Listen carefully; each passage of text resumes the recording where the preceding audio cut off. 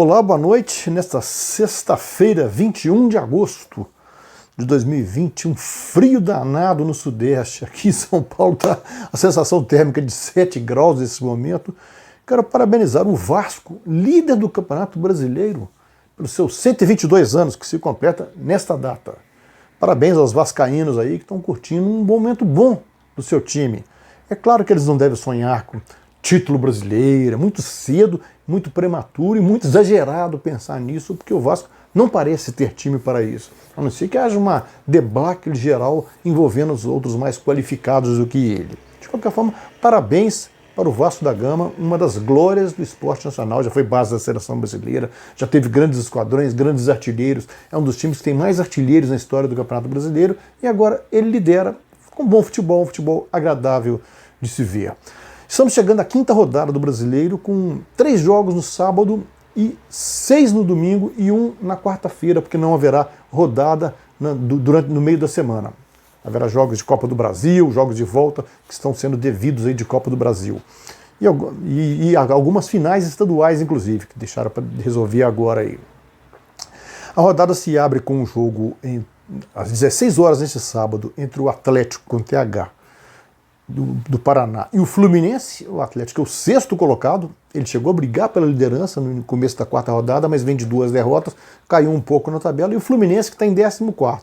Faz alguns jogos bons, outros ruins, outros momentos bons, oscila muito durante o jogo, não tem um elenco muito qualificado, tem muito veterano no time, muito jogador, aumentou muito a média de idade, o Odair Hellmann não está conseguindo dosar isso direito, está começando a ficar lá para baixo na tabela aí. Certo favoritismo do Atlético, mas sem muito exagero, porque o Atlético, depois de vitórias nas 2 primeiras rodadas, perdeu a terceira e a quarta, caiu de rendimento no campeonato. Às 19 horas, o Inter, que está em 2º lugar, contra o Atlético Mineiro, que está em 3º. Esse é o grande duelo da rodada, é esse, de briga, que vale até a possível liderança do campeonato, são esses 2 times. Times que estão sendo agradáveis de ver jogar. O Inter, do Eduardo Cudê, parece que começa a acertar o passo. É um time com a defesa muito bem protegida, com a dupla de zaga muito boa, sofre pouco gol, corre pouco risco, porque é muito bem fechado, e tem um contra-ataque forte, porque os volantes têm muito fôlego, todos vão e voltam com maior tranquilidade. Mas perdeu o Guerreiro. Então o Guerreiro é um desfalque considerável. O Pato está indo para lá? Não sei se o Pato é reforço. Com todo respeito, o Pato não parece ser reforço nessa altura do campeonato. O Atlético Mineiro é o time que mais ataca no Brasileiro, mais chuta a gol, mas vem de uma derrota. Perdeu para o Botafogo por 2-1 no Newton Santos no meio da semana, mas mesmo assim chutou 28 bolas a gol. Então a torcida do Atlético não pode reclamar de emoção. É igual passeio de bugre no Nordeste, com emoção ou sem emoção. Né? Com emoção você desce aquelas dunas verticais, parece que você vai afundar na areia, e o Atlético está assim, vai por tudo ou nada.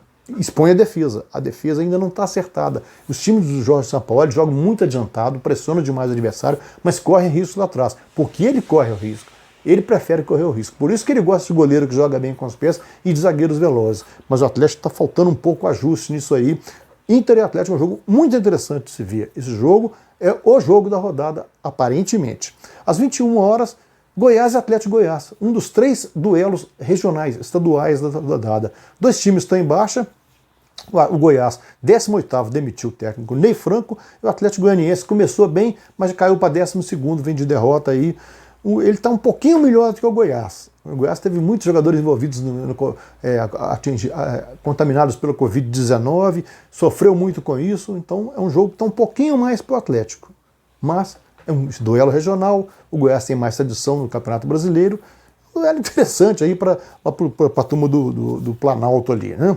No domingo, às 11 horas, outro duelo estadual, Flamengo e Botafogo. Pelo histórico, o Flamengo é absoluto favorito.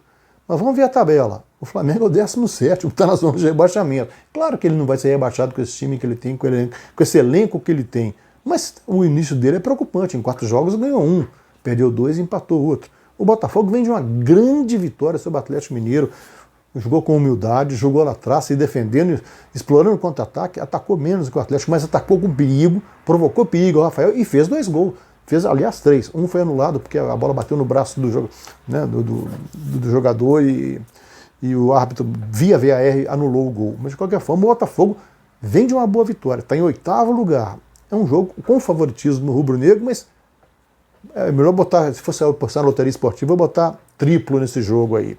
Às 16 horas, o Vasco, líder, né, que vem de bom futebol, o único que ganhou todos os seus jogos, ganhou 3 jogos, é o único 100% do campeonato, sob a direção do Ramon, pega o Grêmio, sétimo. O Grêmio também oscila, mas oscila mais em cima do que o Fluminense. Está em sétimo lugar, está invicto ainda, vem de um bom empate com o Flamengo, cedido no final do jogo, porque se defendeu demais, quis se defender demais para segurar o resultado.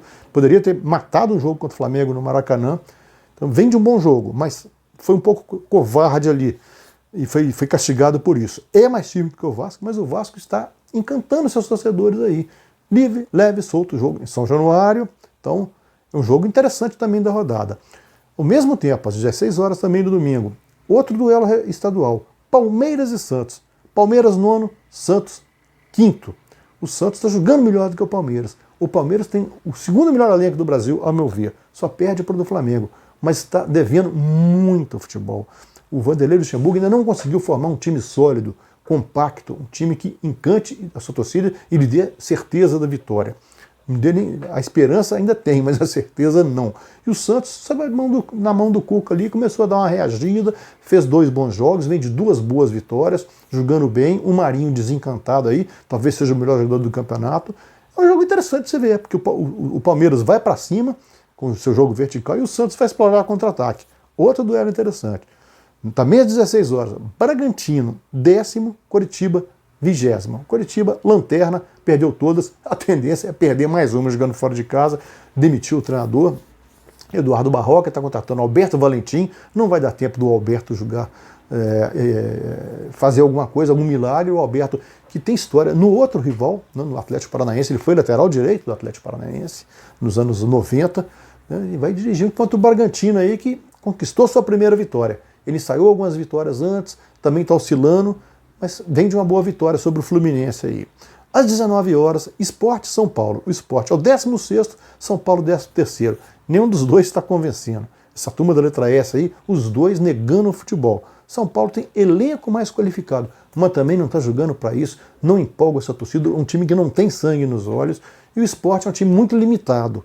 Então, o Sport deve brigar contra o rebaixamento. O São Paulo, eu ainda não acredito nisso, mas se não der uma chacoalhada nesse time, o Fernando Diniz sempre ameaçado, está sendo seguro pelos jogadores e pelo Raí, diretor de futebol, mas uma hora a paciência vai esgotar, que o São Paulo está devendo futebol sim, mais que o Sport, porque o Sport tem menos a dar. E às 20 horas, Ceará e Bahia. O Ceará, 19º, decepcionando no campeonato, embora tenha feito um bom jogo com o Atlético Mineiro, só que perdeu, mas perdeu de 3-0 do Vasco em casa.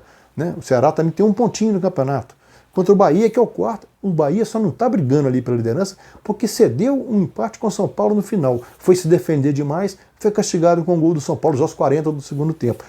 Podia estar com 9 pontos também, como o Vasco, brigando pela liderança. O Bahia está com o time acertadinho, fez bem a direção em manter o Roger Machado, a torcida pegando no pé, pedindo a saída dele.